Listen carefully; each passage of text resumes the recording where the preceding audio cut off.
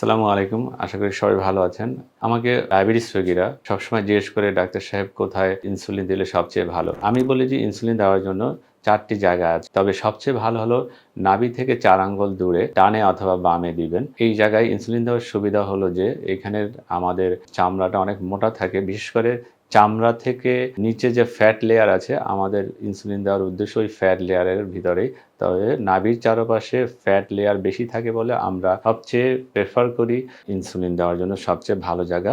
কারণ fat layer বেশি থাকার কারণে ধীরে, ধীরে ইনসুলিনটা অ্যাবজর্ব হয় এবং আমাদের খাওয়ার পরে যখন রক্তে গ্লুকোজ যায় এবং ইনসুলিনের দেওয়ার পরে যে রক্তে গ্লুকোজ এটা ২ টা ম্যাচ করে এবং এটা সবসময় একটা নির্দিষ্ট রেটেই হয় এবং ভেরিয়েশন খুব কম হয়। দ্বিতীয় সবচেয়ে প্রেফারেবল জায়গা হলো নিজে ইনসুলিন দেওয়ার জন্য উরুর বাইরের দিকের অংশ।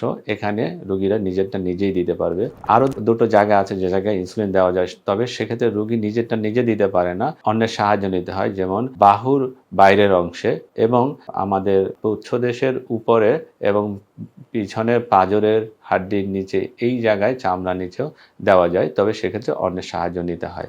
এই ৪ টি জায়গার মধ্যে সবচেয়ে ভালো হলো যে নাভির চারপাশে ৪ আঙ্গুল দূরে ডানে অথবা বামে দিতে পারেন এবং ইনসুলিন দেওয়ার সময় অবশ্যই মনে রাখবেন একই জায়গায় বারবার দিবেন না। সকালে এক জায়গায় দিলে বিকেলে অন্য জায়গায় অথবা আজকে এক জায়গায় দিলে কালকে অন্য জায়গায়। এটাকে বলে রোটেশন পদ্ধতিতে ইনসুলিন দেওয়া। এটা অবশ্যই মানতে হবে। ধন্যবাদ সবাইকে।